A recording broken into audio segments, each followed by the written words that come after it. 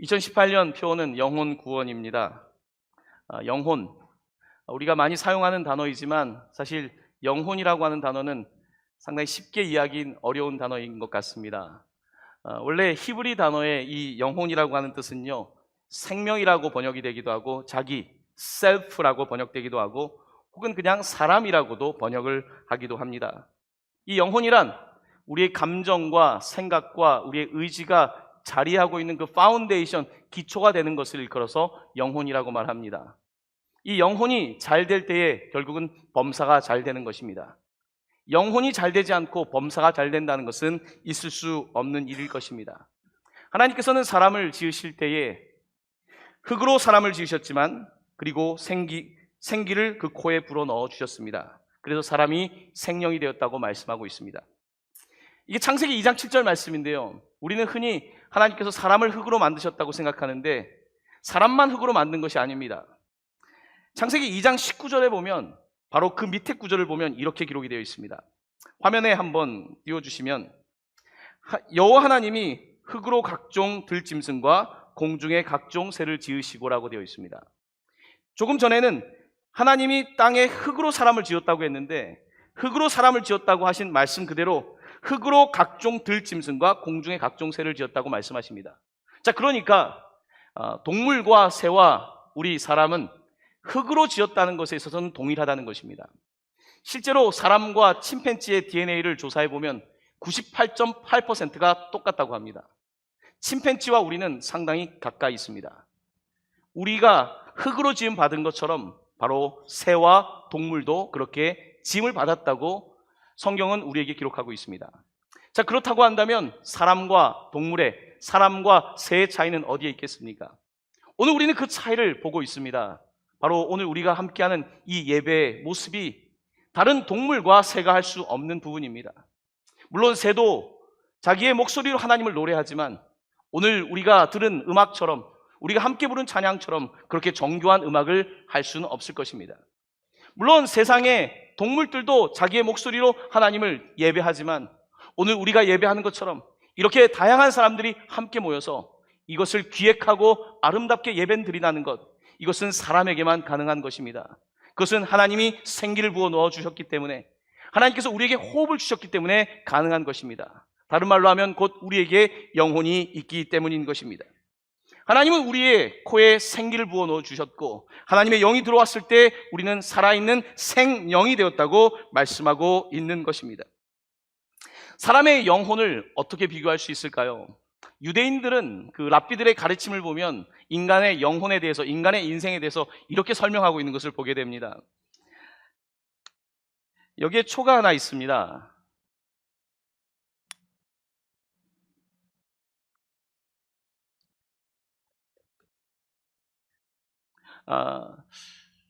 유대교에서는 우리 인생을 이렇게 비교합니다.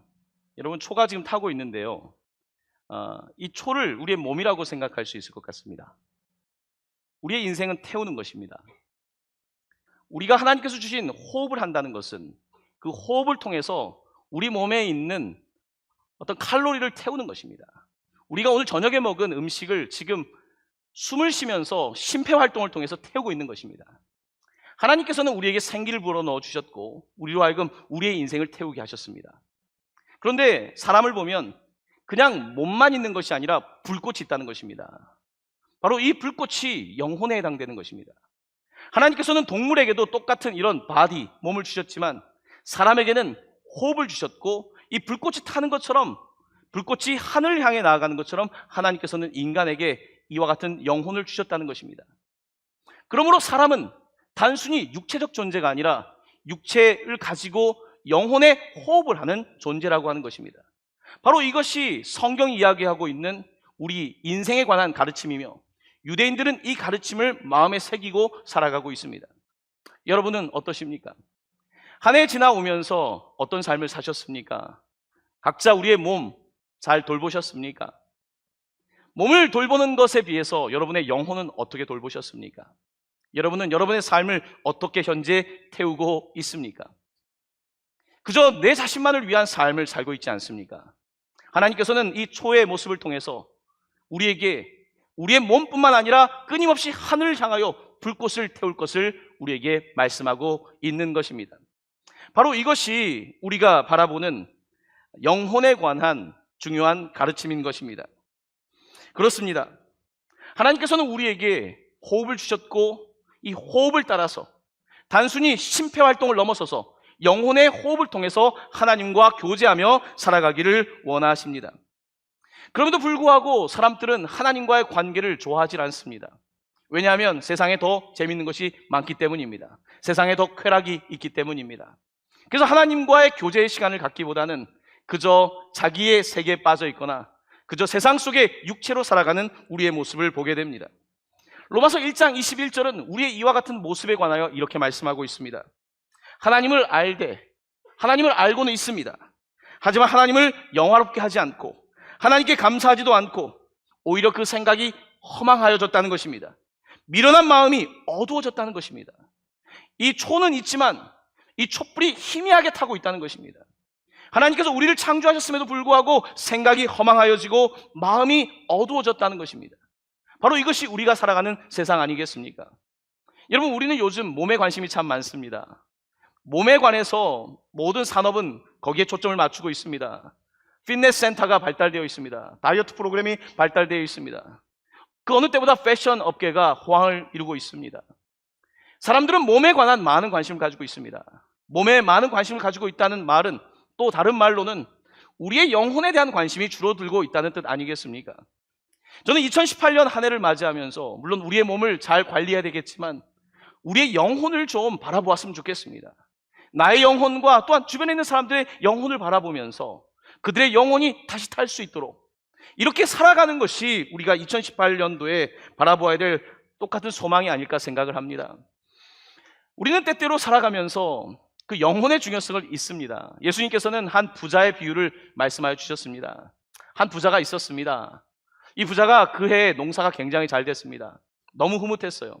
어떻게 생각을 했냐면 이제 지금 있는 곡간은 너무 작아서 창고를 더 크게 져서 지금까지 얻은 곡식을 다 가져다가 보관하면 나는 평생 편하게 살 것이다, 이렇게 생각을 했던 것입니다. 그때 하나님께서 그에게 나타나십니다. 그 전에 누가복음 12장 19절에 보면 이 사람이 자기에게 했던 말입니다. 제가 여러분께 한번 봉독해 드리겠습니다. 자기 자신에게 이렇게 말했습니다. 내가 또 내 영혼에게 이르되 영혼아, 여러 해 쓸 물건을 쌓아두었으니 평안히 쉬고 먹고 마시고 즐거워하자 하리라 하되, 자기 영혼에게 야 영혼아, 지금 말하는 영혼은 뭡니까? 영혼은 영혼인데 지금 내 몸뚱아리 촛불의 몸만을 말하며 이제 쓸 것을 모아두고 편안히 살자라고 말합니다. 그때 하나님께서 이 부자 어리석은 사람에게 이렇게 말씀하십니다. 하나님은 이르시되 어리석은 자여, 오늘 밤에 내 영혼을 도로 찾으리니 그러면 내 준비한 것이 누구의 것이 되겠느냐 하셨으니 자기를 위하여 재물을 쌓아두고 하나님께 대하여 부요하지 못한 자가 이와 같으니라. 아멘. 그렇습니다. 우리는 나름대로 부유한 삶을 살고 내 몸을 키우는 삶을 살아가는데 하나님께서는 만약 오늘 밤에 내 영혼을 빼앗아간다면 어떻게 하겠느냐라고 묻고 계십니다. 저는 이제 미국에서 목사가 되기 위해서 그 임상 목회 훈련이라는 걸 했습니다. 대학병원에서 2000시간의 임상 훈련을 했습니다. 2년 정도의 시간이 걸렸습니다. 그때 이제 제가 배웠던 것이 있습니다. 보통 병원은 아픈 사람을 고치는 것이고 죽는 사람을 살리는 것이죠. 근데 저는 의학적 지식이 있는 사람도 아니고 의학적 임상 경험이 있는 것도 아닙니다. 저는 병원에서 내 역할이 무엇인가라고 생각했을 때 제 역할은 아픈 사람을 방문해서 위로하는 거였습니다. 또 중요한 역할 가운데 하나는 무엇이었냐면, 사람이 죽으면 모든 의사 선생님도 나가고 이제 모니터에 있는 모든 전자장치가 다 셧다운이 되고 그때 이제 목사는 부름을 받습니다. 그 당시에는 목사 훈련생이었습니다. 병실에 들어가면 아무도 없습니다. 죽은 시체밖에 없습니다. 그 시체 옆에 있으면서 저는 혼자 기도하는 시간을 가졌습니다. 아무도 없는 곳에서, 의료행위가 끝난 곳에서 저는 그때 20대 후반에 인생을 배우기 시작했습니다. 인생이라고 하는 것은 삶과 죽음이 있는 것이구나. 우리가 최선을 다하여 살리려고 하지만 모든 것을 살릴 수 있는 것이 아니구나. 이 죽음이라고 하는 현실을 보게 되었고 그 죽음이라고 하는 현실 앞에서 내 영혼의 문제에 관하여 관심을 갖게 된 것입니다. 그리고 아무도 찾아주지 않는 그 병실에 혼자 남아있는 환자의 몸에 손을 대고 함께 그 영혼을 위하여 기도하면서 저는 영혼에 대한 관심을 갖게 되었습니다. 하지만 많은 사람들은 영혼에 대한 관심이 없습니다. 왜냐하면 현재 건강하기 때문입니다. 왜냐하면 현재 나름대로 먹을 것이 있기 때문입니다. 혹은 나름대로 은퇴가 준비되어 있기 때문입니다. 하지만 오늘 예수님께서 하신 말씀처럼 만약 오늘 밤에 하나님께서 너의 영혼을 빼앗아 간다면 어떻게 하겠느냐? 무슨 소용이 있겠느냐라고 묻고 있지 않으십니까? 우리는 지금 당장의 삶을 살아가면서 지금 충분하다고 생각하지만 여러분 그렇지가 않지 않습니까? 우리의 삶은 늘 한계 상황에 직면해 있는 것이고 어쩌면 우리의 삶은 죽음을 향해 나아가고 있는 것 아니겠습니까? 바로 오늘 말씀은 우리에게 영혼에 관하여 이 영혼을 깨울 것에 관하여 말씀하고 있는 것입니다. 특별히 오늘 말씀은 저에게 흥미롭습니다. 왜 그러냐면 오늘 우리가 함께 읽은 사도행전의 말씀은 특별히 예루살렘에 오늘 오전에 말씀을 드렸던 것처럼 예루살렘에서 성령을 받은 사람들의 삶의 변화의 모습을 드러내고 있습니다. 자, 성령 받으면 뭐가 달라질까요? 오늘 본문을 조금 주목해서 볼 필요가 있습니다. 성령을 받은 사람들, 하나님과의 영적인 교제를 하는 사람들에게 나타나는 현상. 여러분 오늘 읽은 말씀의 44절에서 45절 말씀을 함께 보시기를 바랍니다. 자, 이 구절에서 나타나고 있는 중요한 단어들의 공통점을 한번 찾아보시기를 바랍니다. 혹시 화면이 준비됐으면 화면으로 우리 한번 같이 읽어보도록 하겠습니다. 시작. 믿는 사람이 다 함께 있어 모든 물건을 서로 통용하고 재산과 소유를 팔아 각 사람의 필요를 따라 나눠주며. 아멘. 자, 여기에 나와 있는 명사들의 공통점이 뭡니까? 물건, 재산, 소유. 물건, 재산, 소유를 통용했고 서로의 필요에 따라서 나눠줬다고 되어 있습니다. 성령을 받은 사람들의 특징은 물질, 물건, 재산, 소유를 상대화하기 시작했다는 것입니다. 성령을 경험한 사람은 성령을 경험하기 전에는 물질이 중요했습니다. 물질주의였던 것이죠. 재산이 중요했고 소유가 중요했습니다. 하지만 성령을 받고 나서는 물질이 의미 없거나 소유가 의미 없다는 것이 아니라 이 물질, 이 가치가 상대화되었다는 것입니다. 그래서 물질을 소유하는 데 주목한 것이 아니라 물질을 통용했다는 것입니다. 서로 통용하고 각 사람의 필요에 따라서 나눠주겠다는 것입니다. 영혼에 관심 있는 사람, 성령을 받은 사람의 특징은 물질이라고 하는 것으로부터 자유로워진다는 것입니다. 여러분 우리가 얼마나 물질에 매여 있습니까? 세상을 살아가면서 물질로부터 자유로운 사람이 얼마나 되겠습니까? 하지만 예루살렘 교회에 나타난 현상은 내가 성령을 받고 나니까 물질에 관해서부터 한 발자국 상대화가 되었다는 것입니다. 더 이상 물질의 지배를 받는 것이 아니라 이것을 나눌 수 있는 수준의 사람이 되었다는 것입니다. 바로 이것이 성령 받은 사람들 아닙니까? 여러분 우리 그리스도인들은 물질 생활에 있어서도 하나님께 드리는 사람들입니다. 또한 함께 나누는 사람들입니다. 얼마 전에 크리스마스 행사 때도 백 행사를 했고 과자 한 봉지를 가져왔지만 나누고 때때로 하나님께 헌금을 드리고 우리는 이렇게 물질로부터 자유롭고 이렇게 살아가는 사람들입니다. 교회 안에서 섬긴다는 것이 사실은 물질 없이는 섬길 수 없을 만큼 많이 어렵습니다. 하지만 물질을 통용하고 서로 나누고 이것이 교회 공동체의 모습이었던 것입니다. 바로 성령을 받은 사람은 물질이라고 하는 내 바디의 문제, 내 몸의 문제를 조금 상대화시킬 수 있고 그 이상의 가치를 향하여 살아갈 수 있는 사람이 된다는 것입니다. 오늘 본문은 이렇게 물질을 상대화하고 있는 당시 초대교회의 모습을 보여주고 있습니다. 자, 그러면 물질이 상대화되었는데 그 다음은 어떤 현상이 또 벌어지게 되었을까요? 화면을 보면서 46절에서 47절 전반부에 있는 말씀을 저와 함께 한 목소리로 봉독하겠습니다. 날마다 마음을 같이하여 성전에 모이기를 힘쓰고 집에서 떡을 떼며 기쁨과 순전한 마음으로 음식을 먹고 하나님을 찬미하며 또 온 백성에게 칭송을 받으니. 아멘. 자, 우리가 함께 읽은 구절에서 나타나고 있는 그런 공통점은 뭐겠습니까? 아까는 물질 중심의 단어들이 등장했다면 두 번째 등장하는 단어들은 뭡니까? 성전에 모이고 떡을 떼고 음식을 먹고 하나님을 찬미하고 이런 이야기들이 펼쳐집니다. 뭡니까? 관계적인 단어가 많이 사용되고 있는 것을 보게 됩니다. 조금 전까지는 물질, 소유, 재산, 이것은 굉장히 개인주의적인 단어입니다. 내 것이라고 하는 이 가치를 넘어서서 이 사람들이 함께 모여서 떡을 떼고 모이기를 힘쓰고 찬송하고, 이와 같은 관계 중심의 공동체가 형성되었다는 것입니다. 성령이 임하실 때 우리 가운데 나타나는 현상은 물질로부터의 상대화가 일어나고, 그리고 관계에 대하여 더 관심을 갖게 된다는 것입니다. 하나님과의 관계가 회복되기 때문입니다. 하나님과의 관계가 회복될 때에 결국은 나 자신과의 관계가 회복되고, 나 자신과의 관계가 회복될 때에 옆에 있는 사람과의 관계가 회복되는 것입니다. 바로 이것이 복음이 가르치고 있는 우리의 삶의 변화에 대한 진리인 것입니다. 예루살렘 교회는 바로 이와 같은 변화를 경험했던 것을 보게 됩니다. 여러분, 얼마나 기쁘겠습니까? 먹을 것이 많이 없어도 함께 나누는 삶, 혹은 먹을 것을 다 가지고 있지만 혼자 그렇게 외롭게 사는 삶, 어떤 삶이 더 가치 있는 삶이겠습니까? 요즘 삶의 질에 대한 이야기를 많이 합니다. 어떤 것이 삶의 질이 좋은 것입니까? 매일 먹을 것이 많은 것, 이것이 삶의 질입니까? 아니면 오늘 우리가 함께 나누는 이 음악 콘서트처럼 아름다운 음악을 함께 들으며 감동하고, 선율에 감동하고, 함께 찬양을 부르며 가사 하나하나에 감동하고, 젊은 사람으로부터 우리 권사님까지 이 세대를 아우르고 있는 놀라운 하나님의 사역을 바라보며 기뻐하는 것, 무엇이 더 질적인 삶이겠습니까? 여러분, 질적인 삶의 가장 고차원적인 것은 영혼입니다. 영혼.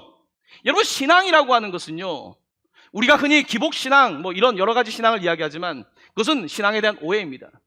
사람의 가장 높은 가치는 예술, 그리고 종교, 신앙입니다.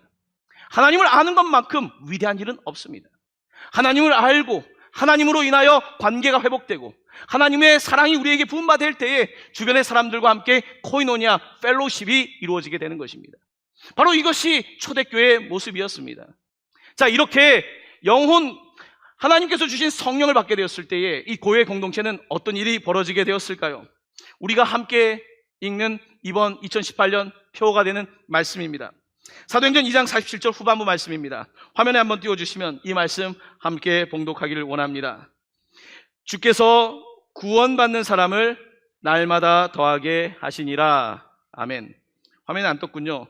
여러분, 성경책에 있는 사도행전 2장 47절 후반부 말씀 함께 다시 봉독합니다. 주께서 구원받는 사람을 날마다 더하게 하시니라. 아멘. 주께서 구원받는 사람을 어떻게 더하셨다고요? 날마다 더하게 하시니라. 아멘. 올해 우리 교회에 새신자 여러분 주보에 보시면 828명인가요? 우리 교회 아이들까지 포함해서 우리 교회를 한 번이라도 와서 등록 카드를 내신 분이 800명이 넘습니다. 이번에 세례받은 사람이 올해 40여 명입니다. 유아 세례받은 사람이 24명. 우리 교회가 참 좋은 교회이고 날마다 새로운 성도들이 와서 예배를 드립니다. 하지만 날마다 365일 이와 같은 교회가 되는 것, 이것이 교회가 추구해야 될 방향이 아니겠습니까? 어떻게 하면 365일 동안 이렇게 날마다 하나님께서 도와주시는 교회가 되겠습니까? 그것은 오늘 말씀처럼 먼저는 성령을 받아야 합니다. 성령이 우리 가운데 들어오시게 될 때에 내 삶에 절대적으로 붙잡고 있었던 가치들이 상대화되기 시작합니다. 그것이 물질이든 소유이든 재산이든 아니면 자녀이든 그 어떤 것들도 하나님의 가치 앞에서 상대화되기 시작하고, 이것이 상대화되기 시작할 때 우리는 더 높은 가치인 하나님과의 관계, 나 자신과의 관계, 이웃과의 관계에 대한 새로운 관점이 생겨나는 것입니다. 바로 이것이 복음의 시작인 것입니다. 그렇습니다. 2018년도 한 해를 시작하면서 부천 동광교회 어떤 교회가 되어야 될까요? 저는 영혼을 구하는 교회가 되었으면 참 좋겠습니다. 많은 사람들은 점점 육체가 되어갑니다. 그저 자기의 삶의 불안한 미래를 보장받기 위해서 그렇게 물질적인 삶으로 자기의 삶을 마치는 사람들이 많이 있습니다. 하지만 그리스도인은 그렇지 않습니다. 우리의 가치는 더 높은 곳에 있지 않습니까? 저 높은 곳을 향하여 나아가는 가치를 부여받은 우리들, 그와 같은 삶을 살아야 되지 않겠습니까? 교회가 세월이 지나가다 보면 그 크루즈선처럼 된다고 하죠. 크루즈선 여러분 혹시 타보셨습니까? 저는 크루즈선을 즐겨보지 못했지만 대학 생활할 때, 배낭여행을 할 때에 그 노르웨이에서 핀란드를 넘어갈 때에 크루즈선을 타본 적이 있습니다. 물론 그때 저는 돈이 없어서 갑판 위에서 자긴 했지만, 크루즈선은 굉장히 도박도 발달해 있고 음식도 발달해 있고 크루즈선에는 없는 게 없습니다. 교회가 세월이 지나가면 크루즈선이 된다는 것입니다. 화려해지고 대단한 것들이 많고 성도들의 편의시설을 돌보는 교회가 된다는 것입니다. 하지만 교회의 목적은 크루즈선이 되는 게 아니라 레스큐 보트, 구조선이 되는 데 있다는 것입니다. 교회는 구조하는 방주이지 우리끼리 좋은 교회 크루즈선을 만드는 것이 아니라는 것입니다. 부천동강교회가 이제 42주년을 맞이하며 우리 교회가 많은 성장을 했습니다. 수준도 많이 높아졌습니다. 하지만 한 가지 잊지 말아야 될 가치가 있습니다. 그것은 바로 우리 교회가 레스큐 보트, 바로 구조선이 되는 것입니다. 구조선이 되어 이 시대 가운데에 자기의 몸은 키우고 있지만 정작 영혼이 목말라 하는 사람들, 그들을 구조하는 것, 바로 교회가 해야 될 사명인 것입니다. 2018년도 한 해 사랑하는 성도 여러분, 먼저는 여러분의 영혼을 구원받기를 원합니다. 내 영혼이 주님으로부터 구원을 받으며 또한 가까운 곳에 있는 가족과 친척들과 친구들이, 또한 직장의 동료들이, 우리의 이웃들이 구원받는 역사가 여러분을 통하여, 저를 통하여, 부천동강교회를 통하여 일어나는 역사가 있기를 예수님의 이름으로 간절히 축원합니다. 아멘. 아멘.